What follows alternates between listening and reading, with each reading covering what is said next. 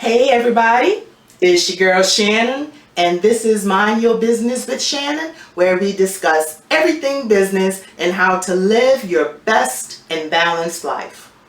Okay, well, we are going to keep on the nonprofit train wagon, okay? Going to keep it going in that direction.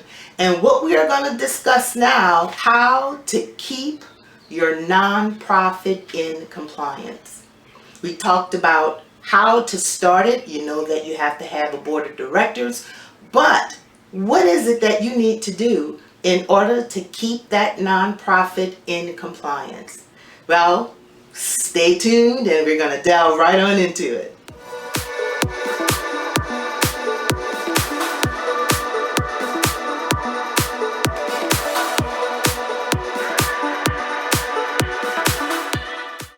Okay. One of the first things is that a nonprofit organization is different than a corporation because there are no shareholders.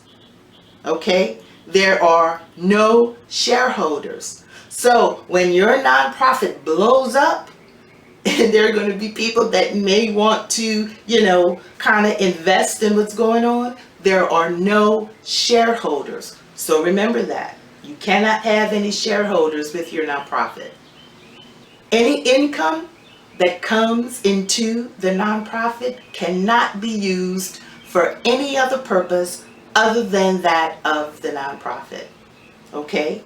So, any monies that you get from fundraisers, any events, it has to be there for the use of the nonprofit, to be used for the nonprofit's mission, its goals, your vision, what it is that you're doing for the community. It is not for you to buy a car. It is not for you to go on vacation. All right, so remember that. Any monies that come in has to be used for the nonprofit and not for your personal benefit.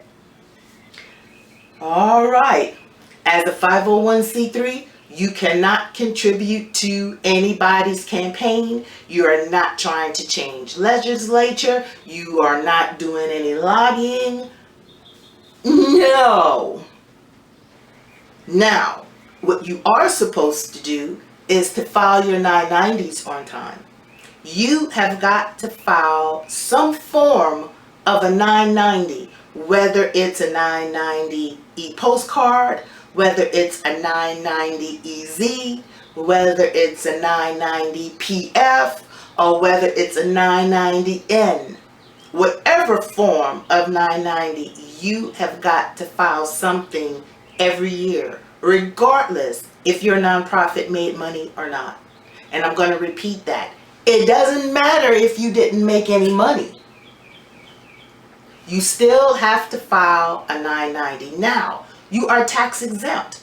So you're not filing anything. It's not like you're filing a taxes return. You're filing an informational return. And depending upon which form you use, is solely dependent upon how much monies you brought in.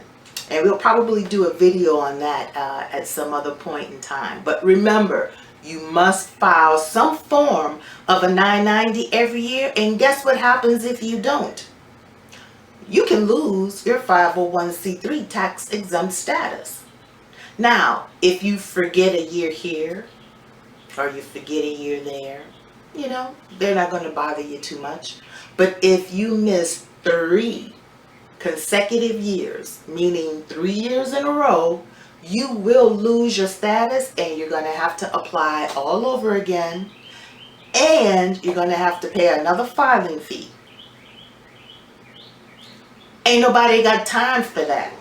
So make sure you file your 990s. And if you don't know what to do, find somebody who does. And that would be me. Shameless plug, but anyway, we got it in there.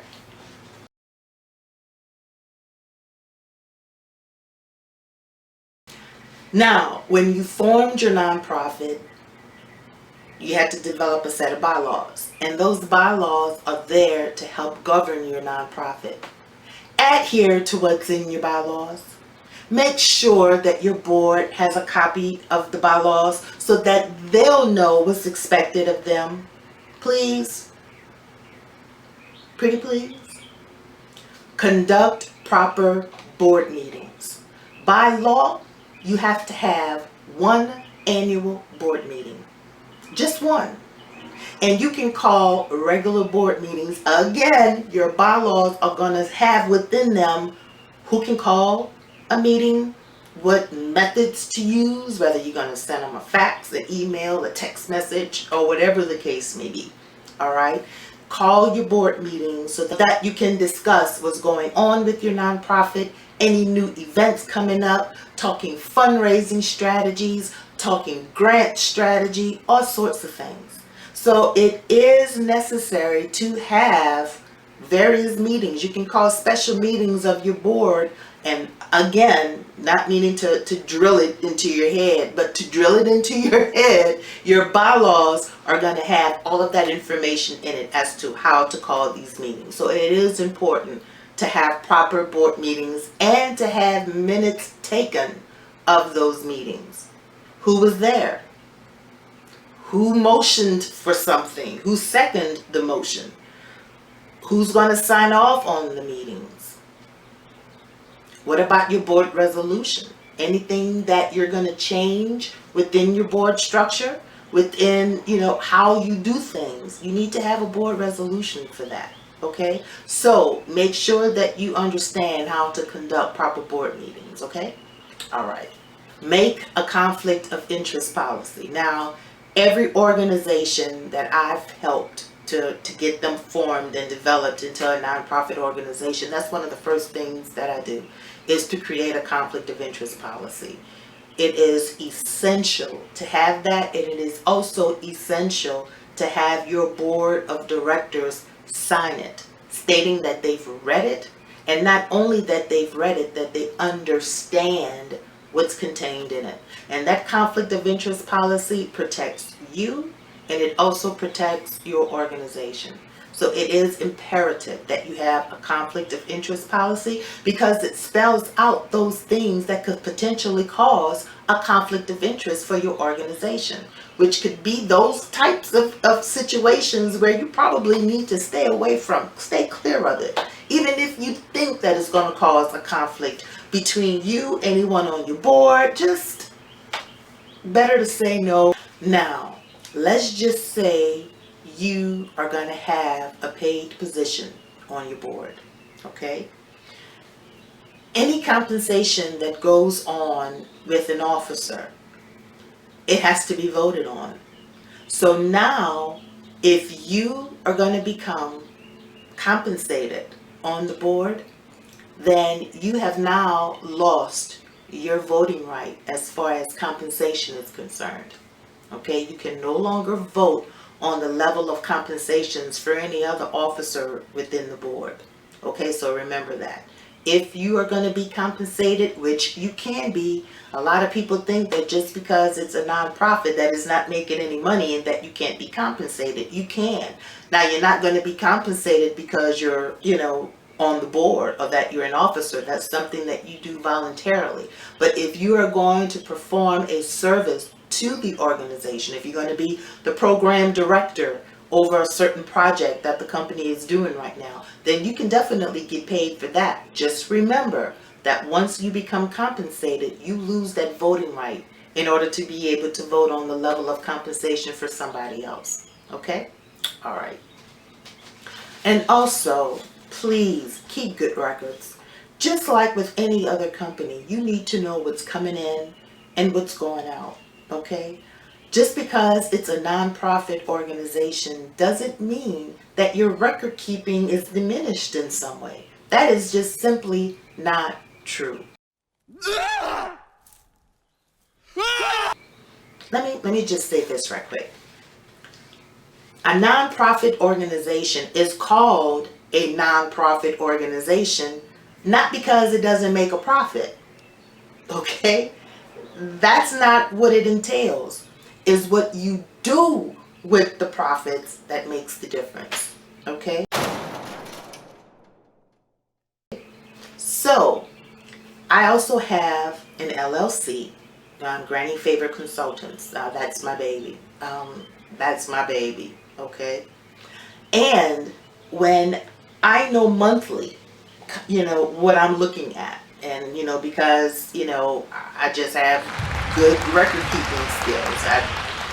Is not to say that you don't, is just something that I can do. I mean, I just do for whatever reason. I've always been like that. But anyway, so I know what my profit margin is, and then I can make that determination if I'm going to take a certain percentage of it, put it back into the business.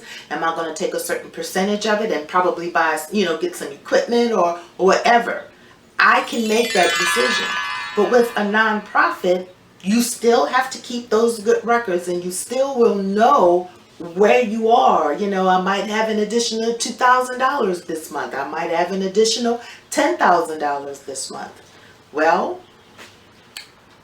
you can't decide what happens to that money because it has to go back into the organization.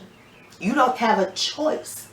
That profit is not there to benefit you. It is not there to benefit anybody on your board. It is there for the benefit of the organization and what it is doing for the community.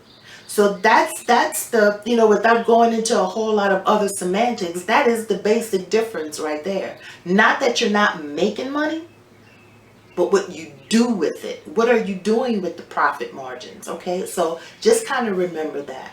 But everything else is equal. You still have to have, your board meetings, file your 990s, remain in compliance, go over your bylaws to make sure that everyone is acting accordingly. Have those board meetings. Make sure that you're conducting your board meetings in an orderly fashion. There are things that you must do in order to remain in compliance, okay? I'm going to have my email down below in the description box. So if you have any questions, please feel free to send me an email and I will do my best to answer those questions. If there was something that maybe wasn't clear enough in this video, or maybe something that wasn't covered in this video and you really have, a question that you need to have answered. But before you send me that email, I need you guys to subscribe. I need you guys to give me a thumbs up to let me know that you like the content. Please leave me a comment. Let me know how we're doing. If we're hitting the mark, if we're not hitting the mark, or if we need to have some other content on there that's going to be relevant to your situation. Hit that bell because I want you guys to know every time a new video is uploaded. And please share the content because I'm pretty sure that there are some nuggets in here that somebody can use. So once again, this is Shannon. And thank you guys for watching, and I'm going to see you next time. Bye.